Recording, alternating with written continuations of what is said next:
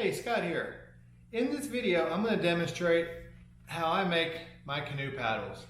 I recently finished a couple up to go with my new canoe. Maybe you already have a canoe laying around, or you just want to make a special gift for somebody. It's not a super complicated project. It takes some basic woodworking skills and some basic tools. I would start with picking up this book, Canoe Paddles. You can find it on Amazon or most book resellers.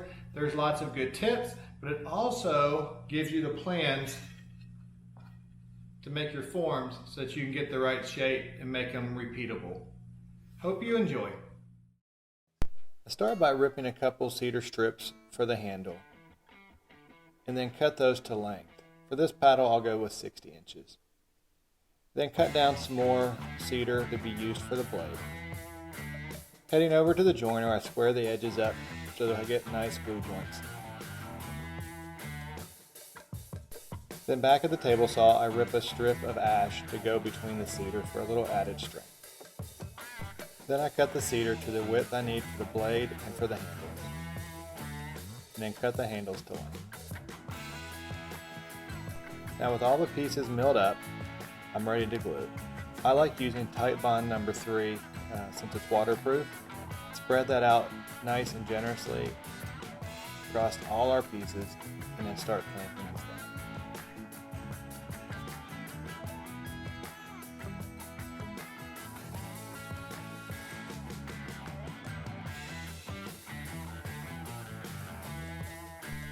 After the glue's had plenty of chance to dry, usually overnight or the next day, then take it out of the clamps and start using that template I created from the book. Mark out what I need to cut off on the bandsaw. And there also is a smaller template for the handle. Jumping over to the bandsaw, and you could use a jigsaw as well, I start working on the rush shape, leaving a little bit past the lines. I can clean that up later.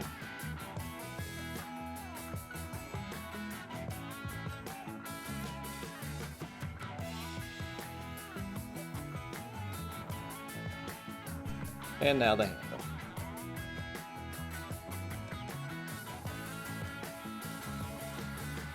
Next, using a thick Sharpie and a piece of wood that is half the thickness, I mark around the edge. This is what I'll work down to with the hand plane and sander. And then there's a separate template to trace the edge profile onto the handle.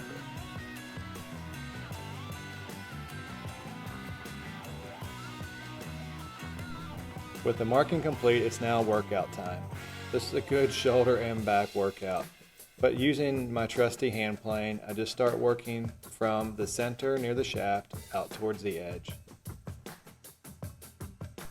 And you can determine how much you want to take off, how thin you want it to be, and how lightweight.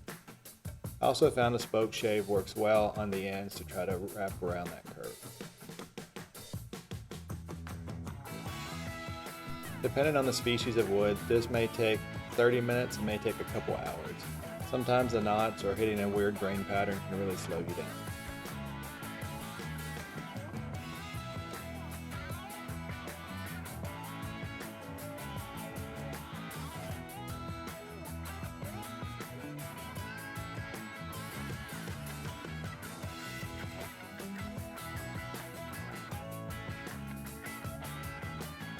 Then using the spoke shave, I work on the shape going from the blade into the shaft for a nice smooth transition. And then repeat for the other side.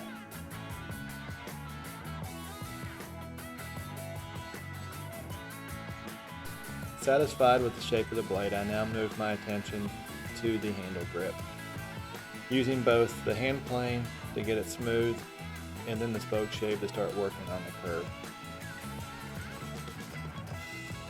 As you notice here, I modified a simple metal sawhorse, screwing a couple pieces of 3/4 inch plywood on top that have slots for the micro jig match fit hardware.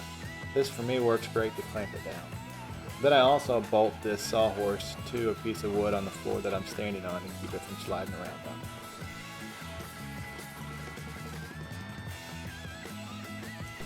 To finish rounding out the shaft, rather than using a spoke shave all the way across, I use a 1/2 inch round over bit and just go on all 4 sides. This gives me a nice rounded edge that's consistent all the way down.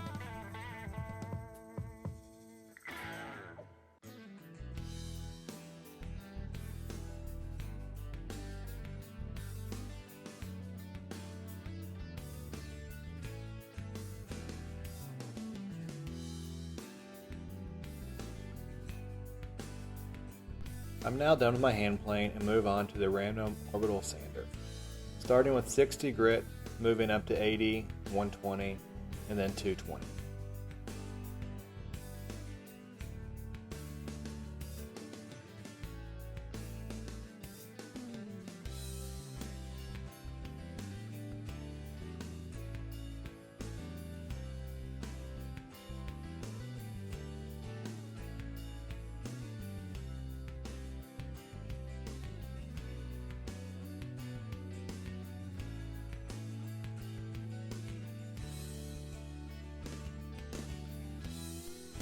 With the shaping complete, I can now move on to fiberglassing the blade.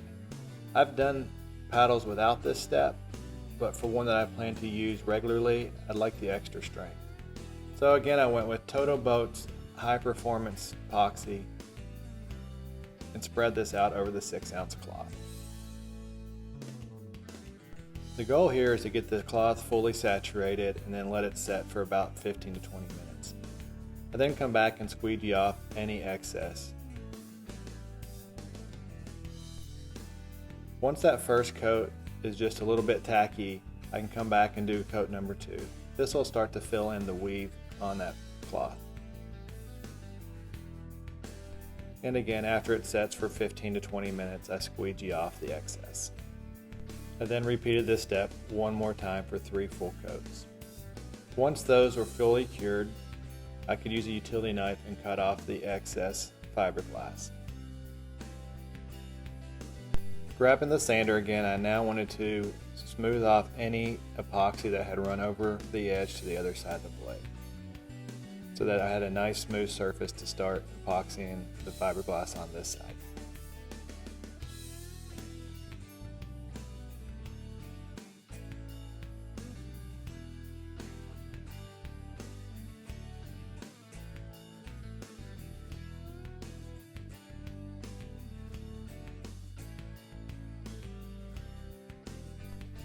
A quick wipe down with isopropyl alcohol on both sides to get rid of any dust, and then I could start the next coat of fiberglass. Here I trim the cloth to a pretty close shape, that way it'll lay nice and flat on the paddle itself, and then we can start putting our first coat of epoxy on the cloth. Again, just saturating it and letting it set before we squeegee this off.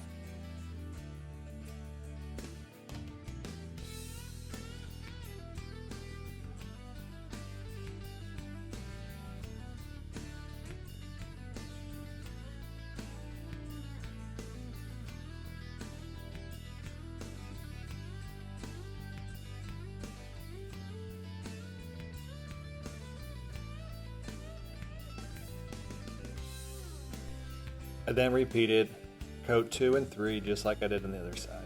Apply, let it set, squeegee away.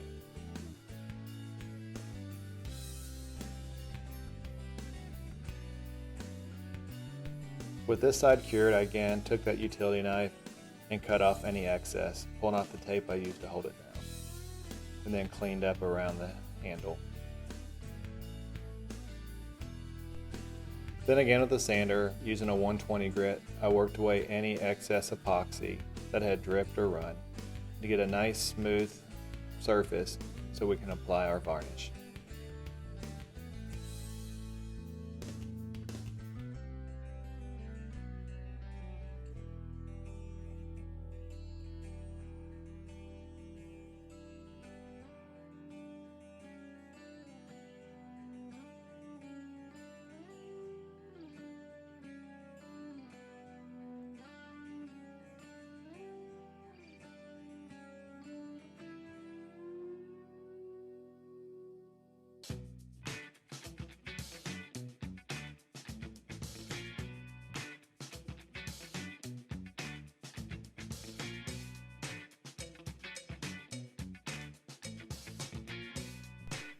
then wipe that dust back off so we had a clean surface to varnish over. I don't remember where I saw the idea, but somebody on another video or post had drilled a small hole into the end, put a little eye hook, that way they could hang the paddle to dry when they were varnishing. So I did that as well.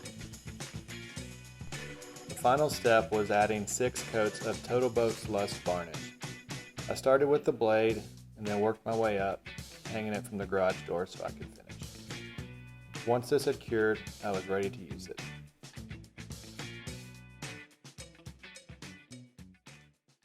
If you like what you see, don't forget to subscribe, hit the bell for new video notifications, like, comment, and share. There's also a link below to any tools or products used during this video.